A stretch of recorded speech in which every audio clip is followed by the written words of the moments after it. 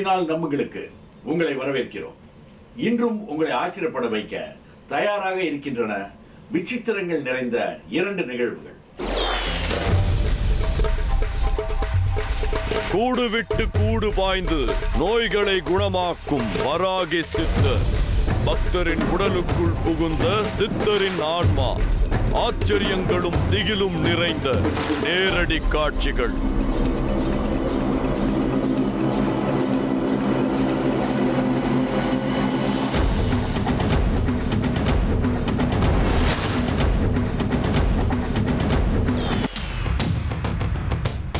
ஆட்டம் போடும் பேய்களை அடக்கியாளும் மூலிகை சாறு. பாம்பாட்டி சித்தரின் ஓலைச்சுவடியால் பேய்கள் ஓட்டும் வினோத கோயில்.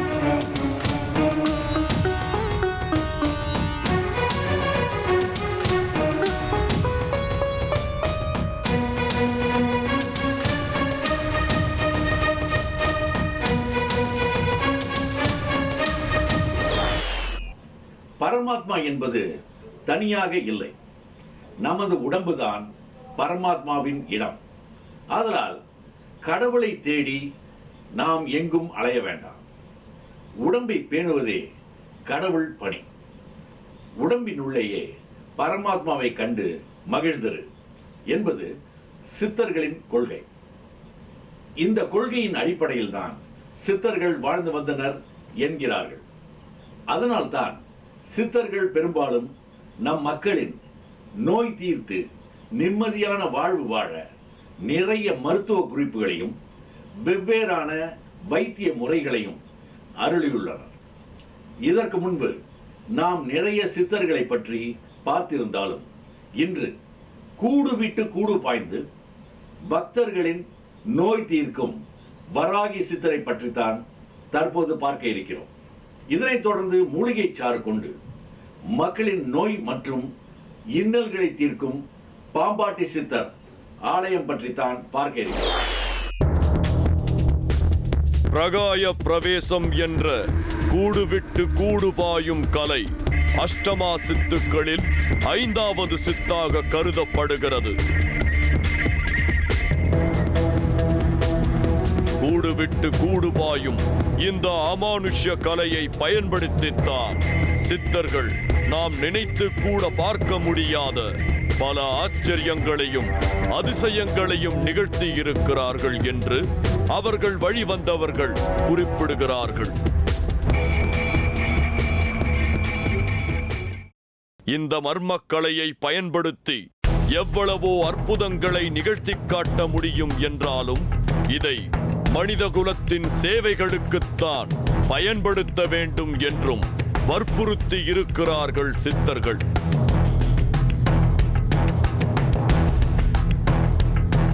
சித்தர்களின் இந்த அறிவுரைப்படி கூடு விட்டு கூடு பாயும் இந்த கலையை கொண்டு ஒரு சித்தர் தன் உடலில் இருந்து தன் ஆன்மாவை பிரித்து அதை மனிதர்கள் உடம்பில் செலுத்தி உடல் ரீதியிலும் மன ரீதியிலும் உள்ள பிரச்சனைகளை கண்டறிந்து ஆச்சரியம் நிகழ்த்தி வருகிறார் என்பதை நாம் கேள்விப்பட்டோம்.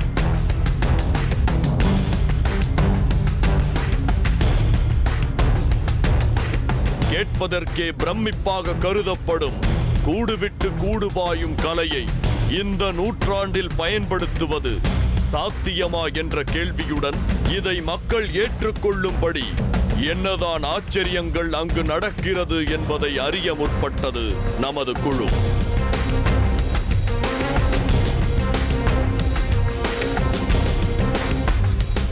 கூடு விட்டு கூடு பாயும் கலையை தான் முறைப்படி கற்றிருப்பதால் நாம் என்ன சோதனை செய்தாலும் அதற்கு தயாராக இருப்பதாக உறுதியளித்தார் வராகி சித்தர்.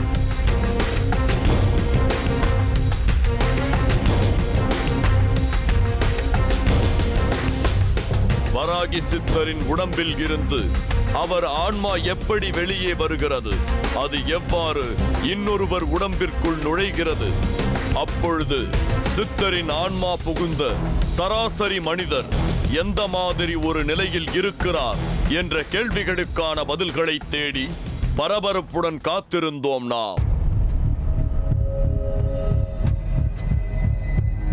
வராகி சித்தரின் ஆன்மா இன்னொருவர் உடம்பில் புகுந்தபோது நடைபெற்ற திகிலான சம்பவத்தில் இருந்து நாம் மீண்டு வருவதற்குள் கூடுவிட்டு கூடு பாயும் கலையை பயன்படுத்தி நமது சவால்களை கடந்து நம்மை மிரள வைத்தார் வராகி சித்தர்.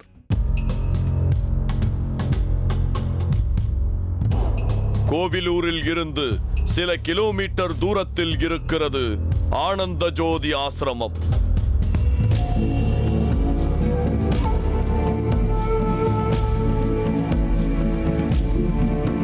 பார்ப்பதற்கு மிகவும் அமைதியாகவும் எளிமையாகவும் இருக்கிறது இந்த ஆசிரமம்.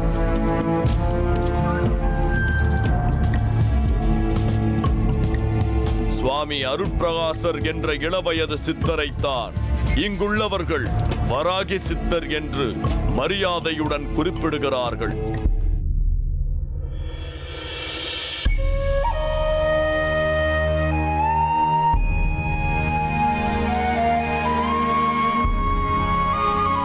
தினமும் பல்வேறு இடங்களில் இருந்து ஆண்களும் பெண்களும் பல பிரச்சனைகளுக்கு தீர்வு காணும் முயற்சியில் இவரை தேடி வருகிறார்கள். தினமும் தனது பூஜை அறையில் அமர்ந்து வராகி பூஜை செய்துவிட்டுத்தான் தன்னை தேடி வருபவர்களை சந்திக்கிறார் வராகி சித்தர். சில நேரம் வராகி பூஜை செய்யும் பொழுது யாருமே நினைத்து பார்க்க முடியாத சில அற்புதங்கள் அங்கு நிகழுமாம். அன்றும் அதுபோல ஏதாவது அற்புதங்கள் நிகழுமா என்று காத்திருந்தோம் நாம். வராகி பூஜை செய்துவிட்டு கண்களை மூடி தியானத்தில் அமர்ந்திருந்தார் வராகி சித்தர்.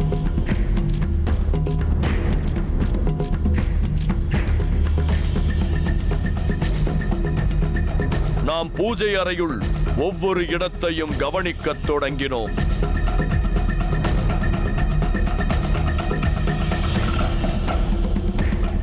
அங்கு அமர்ந்திருந்தவர்களும் பூஜை அறையை பயபக்தியுடன் பார்த்துக் கொண்டிருந்தனர். அப்பொழுது பூஜையில் வைக்கப்பட்டிருந்த எலுமிச்சை பழம் திடீரென்று தரையில் இருந்து மேலே எழும்பி சில அடிகள் உயரம் வரை சென்றது.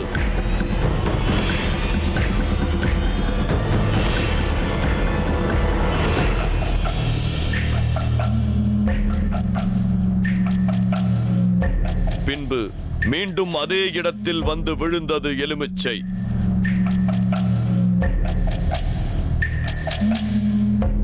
எலுமிச்சை பழத்திற்கும் தனக்கும் எந்த தொடர்பும் இல்லாமல் கண்கள் மூடிய நிலையிலேயே அந்த அற்புதத்தை செய்து காட்டினார் வராகி சித்தர்.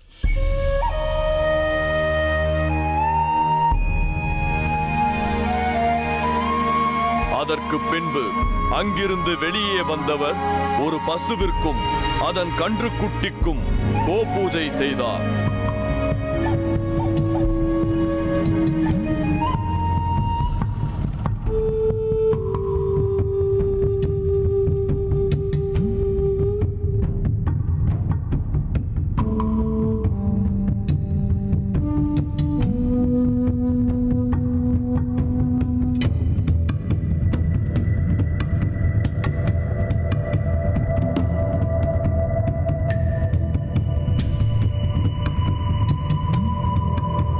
பின்பு பக்தர்களை சந்திப்பதற்கு தயாரானார்.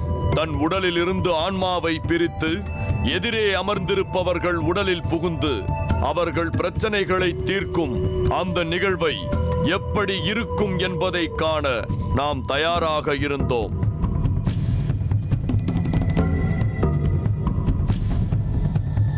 அரச மரத்தின் அடியில் ஒரு பகுதியில் தர்ப்பை புல் போடப்பட்டு அதன் மேல் அமர்ந்தார்.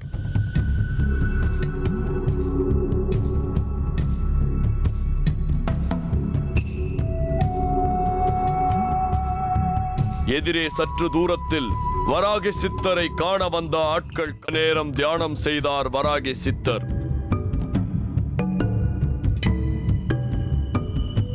பின்பு தனக்கு எதிரே அமர்ந்திருந்த ஆட்களில் ஒருவரை அழைத்தார். பிரச்சனைகளுடன் வருபவர்களை தன் அருகில் முதலில் அமர வைக்கிறார். பின்பு அவர்களை கண்களை மூடி அமரச் சொல்லிவிட்டு தியானம் செய்யத் தொடங்குகிறார்.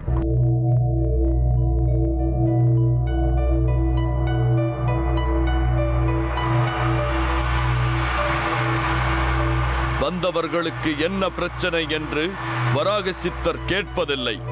தியான நிலையில் இருக்கும் பொழுது தன் உடம்பில் உள்ள ஆன்மாவை அவர்கள் உடலுக்குள் செலுத்தி என்ன பிரச்சனை என்பதை கண்டுபிடித்த பின்பு மீண்டும் ஆன்மாவை தன் உடம்பிற்குள் வரவழைக்கிறார் வராகி சித்தர்.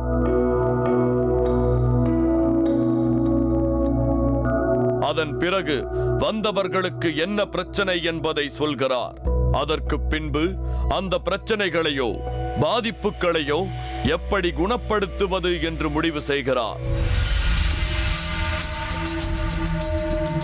பலவிதமான உடல் வலிகளில் நீண்ட நாட்கள் அவதிப்பட்டு வந்த மணி வராகி சித்தர் தன் உடலில் உள்ளே சென்று வலியுள்ள பாகங்களை தொட்டு குணமாக்கியதை தான் உணர்ந்ததாக நம்மிடம் பகிர்ந்து கொண்டார்.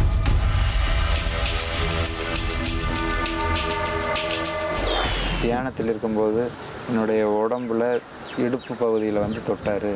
தொட்ட உடனே அந்த வலி ஓவராக இருந்த இடத்துல தொட்டதுனால அந்த வலி வந்து குறைஞ்சிருச்சு.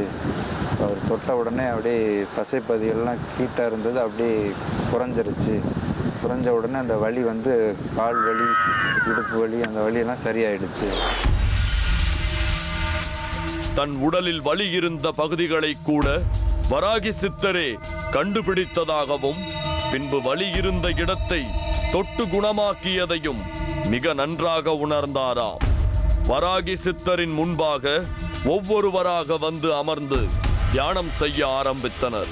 ஒருவருக்கு அல்சர் நோய் முற்றிப் போய் கேன்சராக மாறுவதற்கான ஆரம்ப நிலையில் இருந்ததை தனது கூடு விட்டு கூடு பாயும் கலையின் மூலம் கண்டுபிடித்த வராகி சித்தர் அதை குணமாக்குவதற்கான முயற்சியில் இறங்கினார்.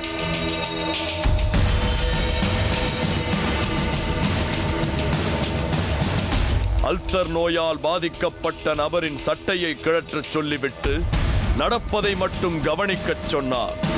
இருவரும் கண்களை மூடி தியானம் செய்யத் தொடங்கினர்.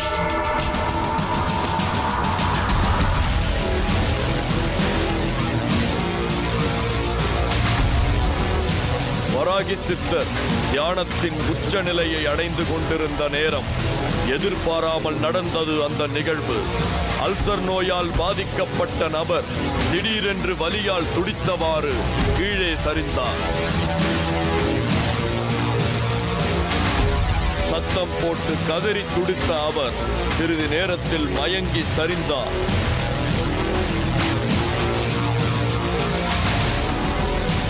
அவர் உடம்பும் எந்த அசைவும் இல்லாமல் கிடந்தது. தியானத்தில் இருந்த சித்தர் வெளியே வந்தார். மயக்கமடைந்த நபர் அருகில் உள்ள கட்டிலுக்கு கொண்டு போய் படுக்க வைக்கப்பட்டார்.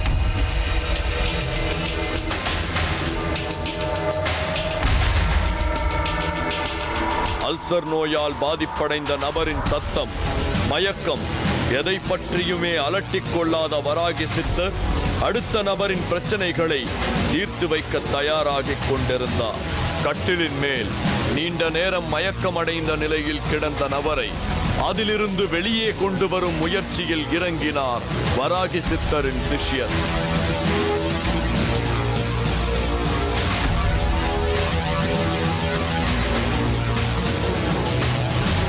சிறிது நேரத்தில் கண் விழித்த அந்த நபர் தான் தியானம் செய்த பொழுது தன் உடம்பிற்குள் நடந்த நிகழ்வுகள் பற்றி நம்மிடம் பகிர்ந்து கொண்டார். அல்சர் ப்ராப்ளம்னு சாமி சொன்னார். அதை சரி பண்ணுறேன், உள்ளே போய் பார்க்குறேன் அப்படின்னாரு. அதற்கு தீர்வு மருந்து அப்புறம் கொடுக்குறேன், போய் பார்க்குறேன், அந்த இடங்களை வந்து கொஞ்சம் சரி பண்ணி வரேன்னாருங்க. கொஞ்சம் நேரம் வந்து யாரோ உள்ளே போய் அங்கே தொடர மாதிரி இருந்துச்சுங்க. இன்னும் வலி வந்துருச்சுங்க. வலி வந்தோன்னே என்னால் தாங்க முடியல. அதுக்கப்புறம் என்ன நடந்துச்சுன்னு தெரியலைங்க சார்.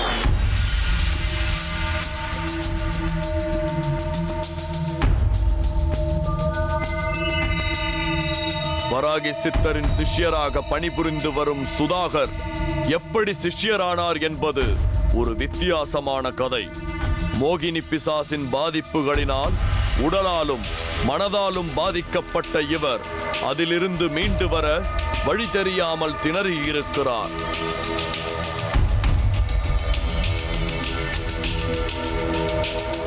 முதலில் சித்தரை பார்த்தவுடன் தன் பாதிப்பை பற்றி கூறியிருக்கிறார்.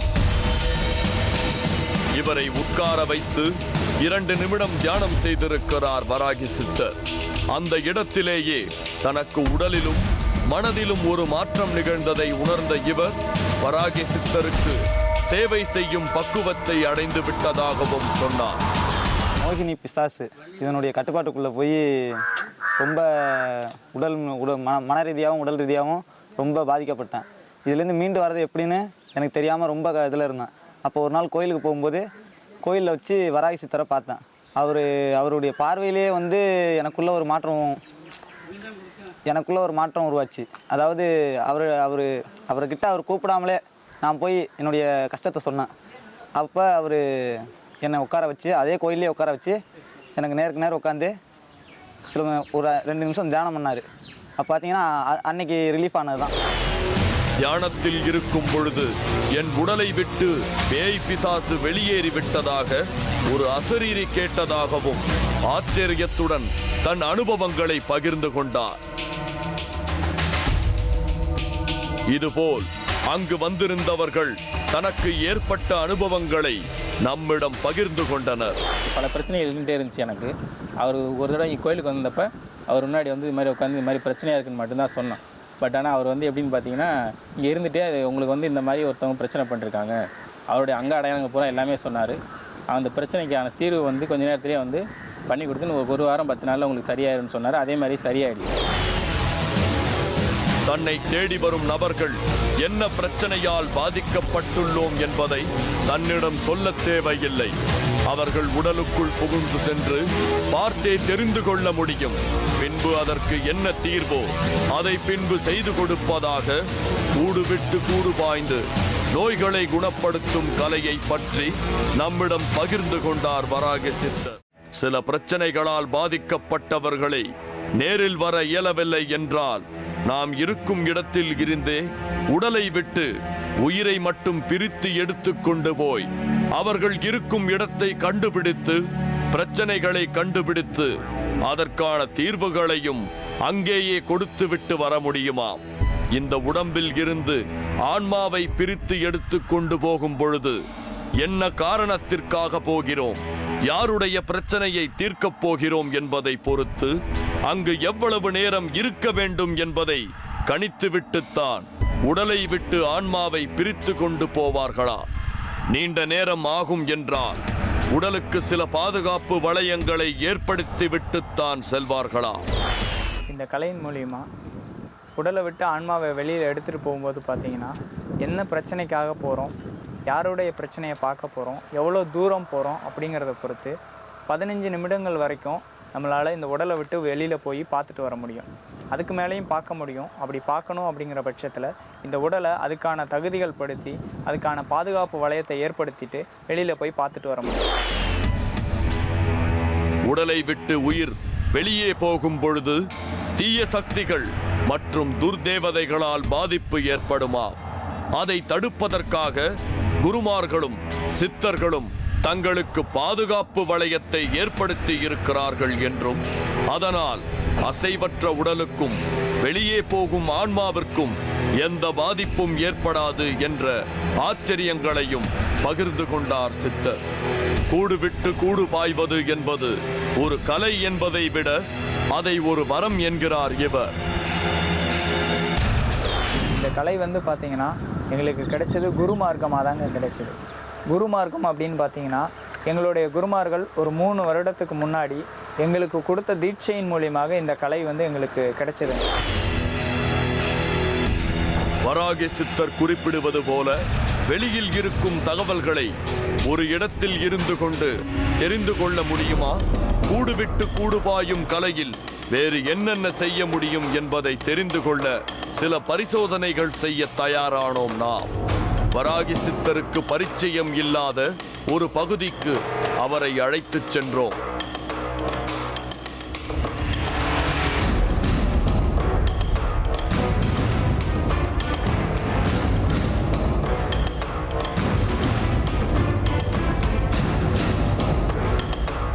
கூடு விட்டு கூடு பாயும் கலை மூலமாக உடலை விட்டு ஆன்மாவை பிரித்து எடுத்து கொண்டு போய் நாம் வைத்த பொருளை கண்டுபிடித்து விட்டு மீண்டும் தன் உடலுக்குள் ஆன்மா வந்த பின்பு தண்ணீரின் வெளியே வந்து பொருளை எடுப்பேன் என்று உறுதியளித்தார் வராகி சித்தர்.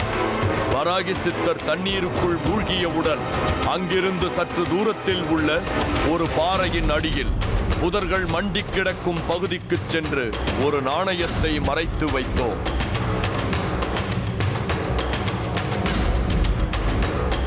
நீண்ட நேரத்திற்கு பின்பு தண்ணீருக்குள் இருந்து வெளியே வந்தார் சித்தர்.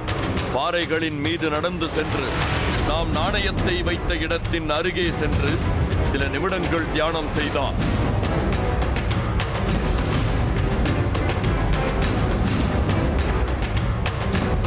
பின்பு மணலையும் காய்ந்த சருகுகளையும் தள்ளிவிட்டு தங்க நாணயத்தை எடுத்து ஆச்சரியம் அளித்தார்.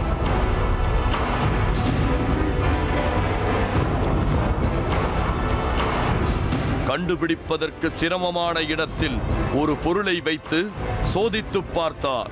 வராகி சித்தரால் கண்டுபிடிக்க முடியுமா என்ற சந்தேகம் மீண்டும் நமக்குள் எழுந்தது. நமது இரண்டாவது சோதனைக்கும் தயாரானார் வராகி சித்தர். தண்ணீருக்குள் சித்தர் மூழ்கும் வரை காத்திருந்தோம்.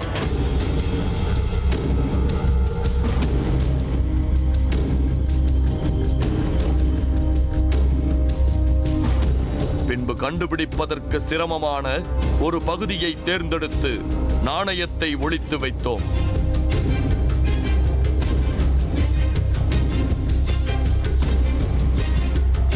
சிறிது நேரத்திற்கு பின்பு தண்ணீருக்குள் இருந்து வெளியே வந்தார் சித்தர்.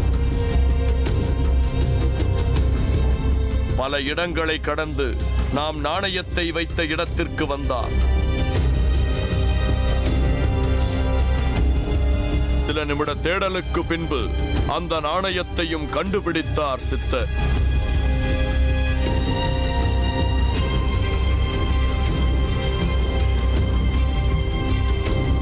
எப்படியாவது வராகி சித்தரை ஒரு சோதனையில் மடக்கிவிட வேண்டும் என்ற எண்ணத்துடன் நாம் அடுத்த ஒரு சோதனைக்கு தயாரானோம்.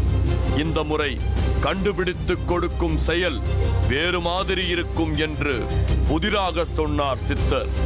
வராகி சித்தர் தண்ணீரில் மூழ்கிய பின்பு நாணயத்திற்கு பதிலாக வேறு ஒரு பொருளை மறைத்து வைக்க முடிவு செய்தோம்.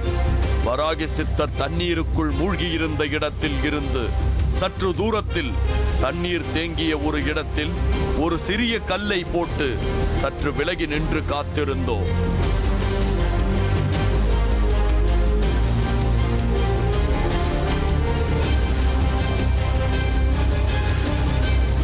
இந்த முறை வித்தியாசமாக பொருளை எடுக்கப் போவதாக சவால் விட்டிருந்தார் வராகி சித்தர். எப்படி வித்தியாசமாக பொருளை எடுப்பார் என்பதை அறிந்து கொள்ள தயாரானோம் நாம்.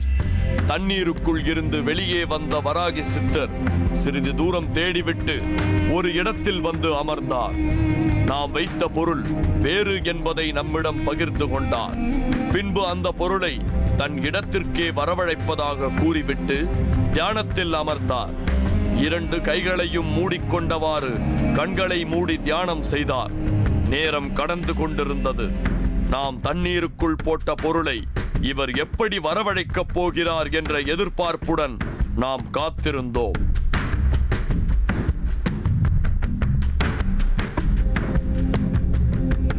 தீவிரமான தியானத்தில் இருந்த வராகி சித்தர் மூடியிருந்த தன் கைகளை திறந்து காட்டினார்.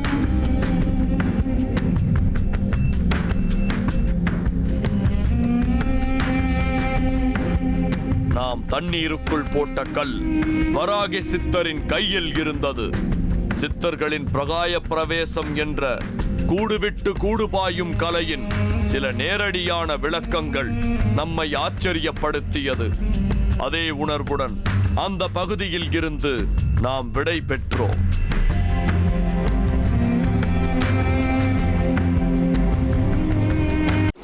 கூடுவிட்டு கூடு பாய்ந்து தன்னை நாடி வரும் பக்தர்களின் பிரச்சனையை தானாகவே கண்டறிந்து சரி செய்து வரும் வராகி சித்தரை பற்றியும் அவரிடம் சிகிச்சை பெற்றவர்களை பற்றியும் நாம் தொடர்ந்த நிகழ்ச்சியில் பார்த்து வந்தோம். இதனைத் தொடர்ந்து மதுரை அருகே புலியூர் என்ற கிராமத்தில் இருக்கும் பாம்பாட்டி சித்தரின் கோவிலை பற்றியும் அங்கு வரும் பக்தர்களுக்கு அளிக்கப்படும் சிகிச்சை முறைகளையும் தொடர்ந்து நிகழ்ச்சியில் பார்க்கலாம். ஆட்டம் போடும் பேய்களை அடக்கியாளும் மூலிகை சாறு. பாம்பாட்டி சித்தரின் ஓலைச்சுவடியால் பேய்கள் ஓட்டும் வினோத கோயில்.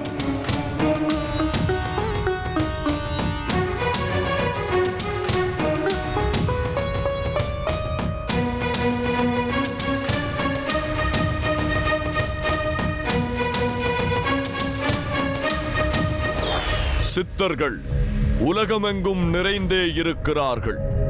இவர்களை கண்டவர்கள், அவரிடம் பேசியவர்கள் என்று ஏராளமான கதைகளை நாம் கேட்டிருக்கிறோம்.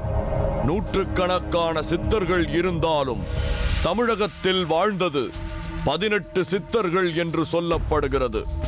அந்த 18 சித்தர்களை பற்றி நாம் கேள்விப்பட்டிருக்கும் கதைகள் எண்ணில் அடங்காதவை. இந்த 18 சித்தர்கள் என்று சொல்லும் போது பாம்பாட்டி சித்தருக்கென்று ஒரு தனிச்சிறப்பு உண்டு. பாம்பாட்டி சித்தரை பற்றி நாம் தேடத் துவங்கிய போது கிடைத்த தகவல்கள் நம்மை வியப்பில் ஆழ்த்தியது. பாம்பாட்டி சித்தரின் ஜீவசமாதி திருநெல்வேலி மாவட்டத்தில் இருந்தாலும் மதுரையில் அவருக்கென ஒரு கோயில் இருப்பது தெரிய வந்தது. அந்த கோயிலை பற்றி மேலும் விசாரிக்க தம் பயணத்தை மதுரை நோக்கி துவங்கியது நம்பினால் நம்புங்கள் குழு. அந்த தேடலில் கிடைத்த ஒவ்வொரு விடயங்களும் நம்மை வியப்பில் ஆழ்த்தியது. அப்படி நமக்கு தெரிய வந்த விஷயங்கள், பார்த்த சம்பவங்கள் பற்றிதான் நாம் இன்று பார்க்கப் போகிறோம். மதுரையில் இருந்து 8 கிலோமீட்டர் தூரத்தில் இருக்கும் புலியூர் கிராமத்தில் அமைந்திருப்பதுதான் ஸ்ரீ பாம்பாட்டி சித்தர் கோயில். அந்த ஊர் எல்லையில் நுழையும் போதே நமக்குள் ஏதோ ஒரு அமைதி ஒட்டிக்கொண்டது.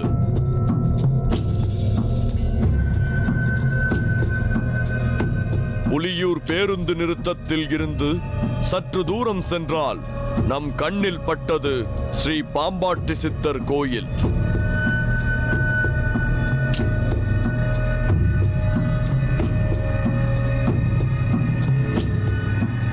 அந்த கோயிலின் உள் நுழைந்த போது அங்கு நம் கண்ணில் பட்டவர்தான் சண்முகம் பூசாரி மற்றும் அவரது மகன் பாலமுருகன் பூசாரி.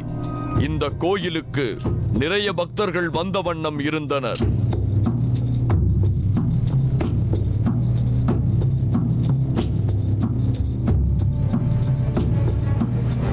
வரும் பக்தர்கள் பெரும்பாலும் பில்லி சூன்யம், பேய் பிசாசு, முனி போன்ற துர்சக்திகளால் பீடிக்கப்பட்டவர்கள் மற்றும் வசியத்தினால் பாதிக்கப்பட்டவர்கள்.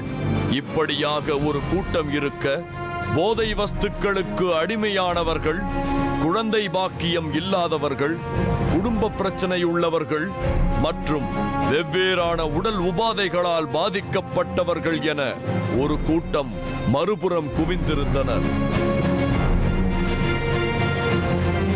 வரும் பக்தர்கள் வரிசையில் சப்தகன்னியர்கள் வீற்றிருக்கும் அறை முன்னோ, பாம்பாட்டி சித்தர் வீற்றிருக்கும் அறை முன்னோ நின்று வழிபாட்டினை துவங்கி ஒவ்வொருவராக வரிசையில் வந்து சண்முகம் பூசாரியிடம் நிற்க, அவர் சோழி உருட்டி வந்திருப்பவர்களின் பிரச்சனைகளை பற்றி பேசுகிறார்.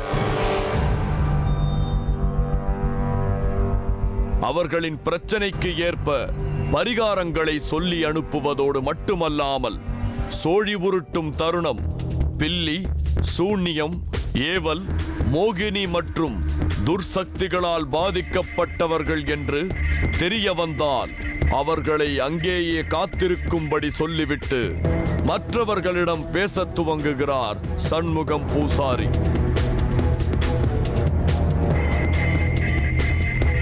இப்படியாக சென்று கொண்டிருந்த போது சண்முகம் பூசாரியிடம் நாம் பேசத் துவங்கினோம். அப்போது அவர் பாம்பாட்டி சித்தர் கோவிலின் வரலாறு பற்றி நமக்கு முதலில் தெரிய வந்தது.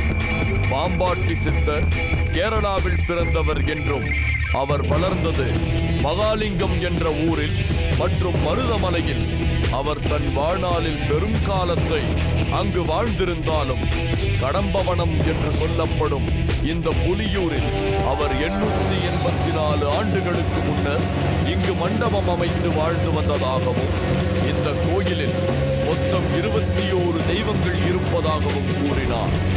அதில் கோயிலின் காவல் தெய்வமாக 18ஆம் படி கருப்பன் சாமியும், அடுத்ததாக பிரதான தெய்வமாக இக்கோவிலில் சப்த கன்னிகளும், ஸ்ரீ பொம்மண்ணசாமி மற்றும் பொம்மாக்கள் என அனைவரும் நிறைந்திருப்பதாக கூறினார். சண்முகம் பூஜை அவர் பேசிக் கொண்டிருக்கையிலே பரிகார பூஜைக்கு நேரமானதை தொடர்ந்து நம்மிடம் விடை பெற்ற பூசாரி காத்திருக்க சொல்லி இருந்த பக்தர்களை கோவில் மண்டபத்தில் வரிசையில் அமரச் சொன்னார்.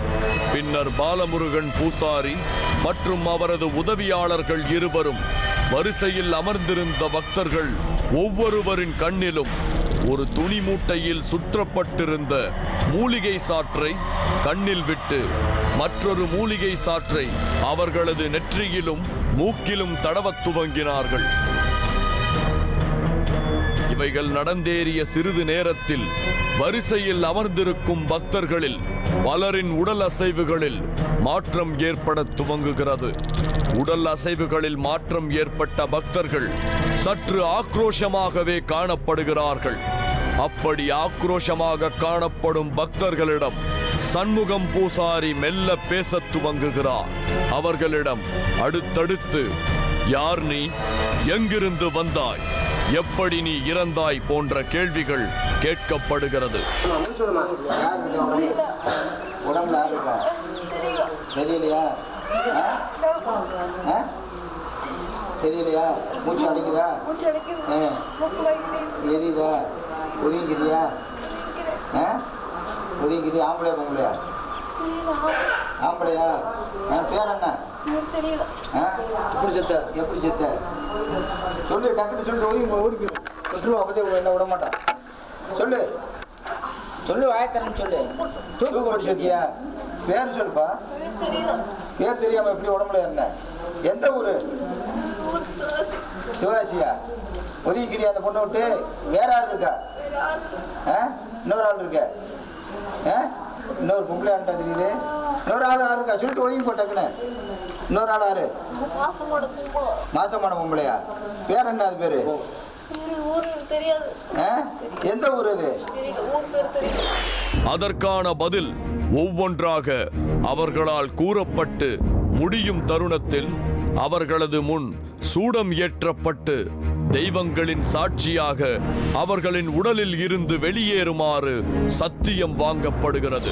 முக்காலிங்கச்சியம்மா, சித்தனுக்கரிய, 18ஆம் படி கருப்பனுக்கரிய, முத்து கருப்பனுக்கரிய, சக்கம்மா தொட்டிச்சுக்கரிய, இந்த பொண்ணை பிடிச்சது, உடலை பிடிச்சது, இந்த நிமிஷத்துல இருந்து ஒதுங்கிறேன். முக்காலிஞ்சத்தியா ஒரே அப்படி சத்தியம் செய்த சற்று நேரத்தில் அவர்கள் இயல்பு நிலைக்கு திரும்புகின்றனர். வந்து பேய் பிடிச்சவங்களுக்கு, பேய் பிசாசு பிடிச்சவங்களுக்கு சில பச்சளைகள் இருக்குது. அந்த கண்ணில் பச்சளை அரைச்சி அது சில ஒரு 7 வகை பச்சளை இருக்குது. அந்த பச்சளை எடுத்து அதை அரைச்சி அதை துணியில் வச்சு கண்ணில் ஊற்றி, அது சில மூலிகைகள் இருக்குது, அதை வந்து தலையில் வச்சுட்டோம் அப்படின்னு சொல்லி சொன்னீங்கன்னா அந்த பேய்கள், பேய் பிசாசு இந்த மாதிரி ரத்த காட்டேரி போகினி இது சம்மந்தப்பட்டது என்கிட்ட வந்து பேசும். நான் இன்னும் யார், என் உடம்புல என்னது இருக்குது, இன்னார் என்னைய அழித்தேன் அப்படின்றத, என்ன எப்படி செத்துச்சு அப்படின்றத அந்த பேய்கள் வந்து எங்கிட்ட வந்து, அந்த ஆத்மா, கெட்ட ஆத்மா வந்து எங்கிட்ட பேசும். சத்தியத்தை வாங்கிட்டு அதை வெளியேற்றி விட்டு அக்னியில் வச்சு அதை எரித்து நாங்கள் அதை அப்புறப்படுத்தி சுகப்படுத்தி விடுவோம். அதன் பின்னர் அவர்களுக்கு மூலிகை மற்றும் வேர்களின் பொடிகள் குடிக்க வைக்கப்பட்டு கோயிலினை 3 முறை சுற்றி வர சொல்கிறார் பூசாரி.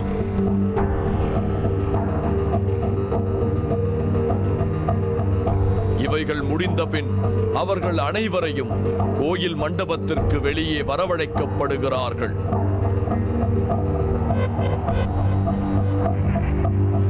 அந்த கோயில் மண்டபத்தின் வெளியில் வரவழைக்கப்பட்ட மக்கள் மீண்டும் வரிசையில் அமர வைக்கப்பட்டு அவர்களது கையில் எலுமிச்சை பழமும் கை நிறைய ஆணிகளும் கொடுக்கப்படுகிறது.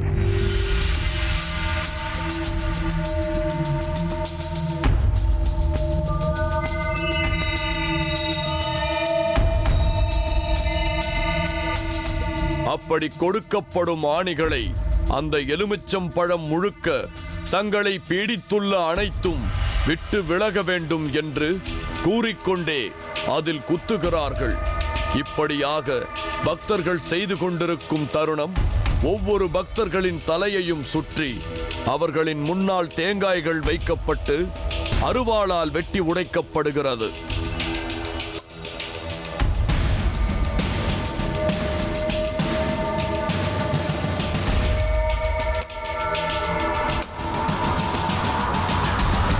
அப்படியாக உடைக்கப்பட்ட தேங்காய் அனைத்தையும் யாக குண்டம் வளர்த்து அதில் எரியச் செய்யப்படுகிறது. அது மட்டுமல்லாமல் அந்த பக்தர்கள் அந்த யாக குண்டம் முன்பு நிற்க செய்து நவதானியங்களை அவர்கள் கையில் கொடுத்து பல தெய்வங்களின் சாட்சியாக என் மந்திரங்கள் உச்சரிக்கப்பட்டு அந்த யாக குண்டத்தில் அந்த நவதானியங்களை போடச் சொல்கிறார் பூசாரி.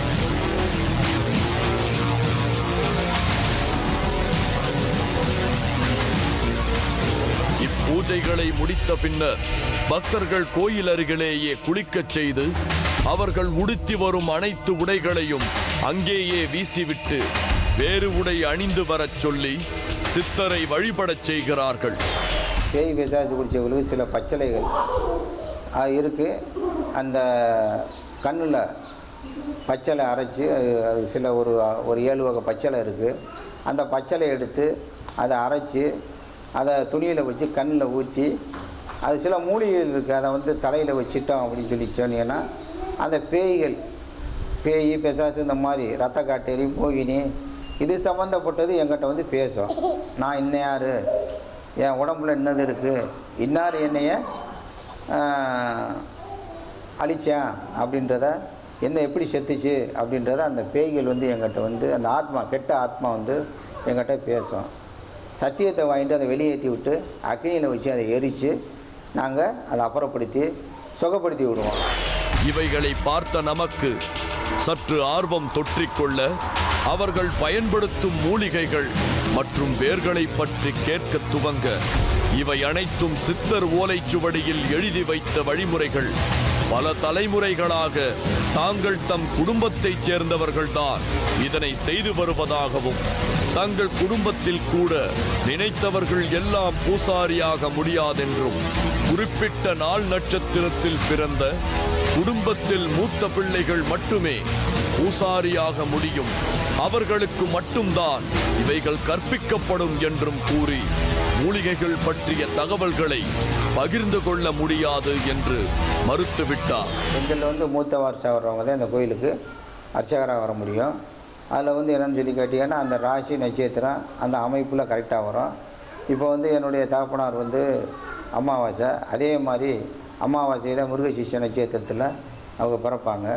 அதே மாதிரி சித்தர் வந்து பிறந்தது வந்து கார்த்திகை மாதம் முருகசிஷ்ய நட்சத்திரத்தில் அவர் பிறந்திருக்கிறாரு. அதே மாதிரி நான் பிறந்தது வந்து ஆடி அமாவாசை அன்னைக்கு மிருகசிஷ்ய நட்சத்திரத்தில் பிறந்திருக்கிறேன். அதே மாதிரி என்னுடைய மயன் மூத்த மயன் பாலமுருகன்ற அவர் வந்து அதே மாதிரி வைகாசி மிருகசிஷ்ய நட்சத்திரத்தில் அவர் பிறந்திருக்கிறாரு. அதுக்கடுத்து என்னுடைய பேரன் அண்ணாமலைன்றவர் அடுத்து வரப்போகிறவர் அதே மாதிரி ஆனி மாதம் மிருகசிஷ்ய நட்சத்திரத்தில் மூத்தவர் பிறந்திருக்கிறாரு. எத்தனை குழந்தை இருந்தாலும் முதல் பிறக்கிற குழந்தை வந்து எங்களுக்கு அந்த ராசி நட்சத்திரம் அந்த அமைப்பு அவருடைய இதில் பிறக்கிறவங்க அது உள்ளே போய் அந்த இது பண்ண முடியுன்றது விதி, அதுபடி தான் நடக்கும். அதைத்தான் இப்போ செஞ்சுக்கிட்டு வர்றோம். மேலும் இங்கு குடிக்கு அடிமையாகி வருபவர்களும் கண்ணில் மூலிகை சாறு விடப்பட்டு கையில் கயிறு கட்டி சித்தரின் முன் சூடமணைத்து சத்தியம் வாங்கப்படுவதாகவும் அதையும் மீறி அவர்கள் போதை வஸ்துக்களை உபயோகித்தால் அவர்களுக்கு கை கால்கள் விளங்காமல் போகும் என்று, அதனால் இங்கு போதை வஸ்துக்களுக்கு அடிமையானவர்கள் அதிகம் வந்து செல்வார்கள் என்றும் கூறினார் பூசாரி. இந்த போதை சம்பந்தப்பட்ட பொருள், மதுபானம், இது சாப்பிடக்கூடியவங்களுக்கு இங்கே வந்து கண்ணில் பச்சளையை ஊற்றி கயிறு கட்டி சத்தியத்தை வாங்கிட்டு அங்கே முன்னுக்க சாமி முன்னாடி சித்தர் முன்னாடி இல்லை சப்தகனி முன்னாடி கருப்பண சாமி முன்னாடி 3 பேர்த்தில் யாரும் முன்னாடியாவது வச்சு சத்தியத்தை வாங்கிட்டு கயிறை கட்டி பச்சளை மூலிகையை கொடுத்துட்டோம் அப்படின்னா திருப்பி அவங்க வந்து போதை இது சம்மந்தப்பட்டது சாப்பிட்டாங்கன்னா கை கால் இழுத்துக்கிறோம். அதாவது வாதம் சம்மந்தப்பட்ட நோய் அவங்களுக்கு வரும். இதை நாங்கள் சொல்லித்தான் கயிறு கட்டுறோம். அதனால் இங்கே வர்றவங்க பூராமே நல்ல பயனடைஞ்சிக்கிட்டு இருக்கிறாங்க. அடுத்து போதை சம்மந்தப்பட்டது சாப்பிட மாட்டாங்க. இது மட்டுமல்லாமல் வீட்டில் தீரா குடும்ப பிரச்சனைகள், பில்லி, சூன்யம் மற்றும் துர்சக்திகளால் மேலும் பாதிப்படையாமல் இருக்க இங்கு மந்திரத் தகடுகள் பக்தர்களுக்கு வழங்கப்படுகிறது. அப்படி தான் வாங்கிச் சென்று தன் பிரச்சனைகள் விலகியதாக செல்வம் என்ற பக்தர் கூறினார். 20 நாளாக ரொம்ப பிரச்சனையாக இருந்துச்சு. எங்களுக்கும் எனக்கு உடம்பு சரியில்லை, எங்கள் வீட்டுக்காரமாவுக்கு ரொம்ப உடம்பு மேலெல்லாம் முடியலை. இந்த மாதிரி எங்கள் மதனியார் ஒன்று திடீர்னு 6 நாளாக காணாமல் போச்சு. இந்த மாதிரி நாங்களும் தேடாத இடம் இல்லை. தேடுற இடத்துல ஒரு இடத்துல இந்த மாதிரி சொன்னாங்க, இந்த மாதிரி இந்த ஊரில் புலியூரில் சித்தர் கோயில் இருக்குது, அங்கே போங்க, எவ்வளோ நாள் காணாமல் போயிருந்தாலும் அங்கே போன 5 நாளில் உங்களுக்கு அந்த பொண்ணு திரும்பி கிடச்சிரும் அப்படின்னாங்க. நாங்களும் கேள்விப்பட்டு நாங்களும் என்னென்னமோ பண்ணி பார்த்தோம். நேற்று காலையில் இங்கே வந்துட்டு போனோம். அந்த பொண்ணு இல்லாமல் அந்த எலுமிச்சம்பழமும் 90 கொடுத்தாங்க அந்த சாமி. அதை வீட்டுக்கு கொண்டுட்டு போய் வச்சுட்டு திரும்புறதுக்குள்ளே அந்த பொண்ணு வந்து எங்களுக்கு வீடு வந்து சேர்ந்துருச்சு. அதனால் அந்த பரிகாரத்தை நாங்கள் வந்து இன்றைக்கி பண்ண வந்திருக்கோம். பண்ணணும், நல்ல முறையாக பண்ணோம். நல்லா சாமி எங்களுக்கு வந்து கை கால் உடம்பு எல்லாமே சுகத்தை கொடுத்துருச்சு. இங்கே வந்ததுமே நாங்கள் நேற்று இங்கே வந்துட்டு போனதுமே எங்களுக்கு வந்து நல்லா அறிகுறி காட்டிடுச்சு. எங்களுக்கு வந்து உடம்பு எல்லாமே நல்லா ஃப்ரீயாக இருக்குது இப்போதைக்கு. இப்படியாக பல பல பக்தர்கள் தங்களின் வெவ்வேறான பிரச்சனைகளில் இருந்து விடுபட இங்கு வந்து வழிபாடு நடத்தி செல்கின்றனர். அது மட்டுமல்லாமல் இங்கு மதசார்பற்று மற்ற மதத்தினரும் கூட சில பிரச்சனைகளில் இருந்து விடுபெற இங்கு வந்து செல்கிறார்கள் என்பது குறிப்பிடத்தக்கது. நாம் இன்றைக்கு பார்த்த 2 நிகழ்வுகளிலும் உடல்நல பிரச்சனைகளால் பாதிக்கப்பட்டவர்களை விடுபட செய்யும் வராகி சித்தர் மற்றும் பில்லி சூனியம், பேய் பிசாசு மற்றும் உடல் பிரச்சனைகளை போக்கும் பாம்பாட்டி சித்தரின் ஆலயம் ஆகியவற்றை பற்றி பார்த்தோம். மேலும் இது போன்ற அதிசயங்களுடனும் ஆச்சரியங்களுடனும் உங்களை சந்திக்கிறேன். அதுவரை நன்றி, வணக்கம்.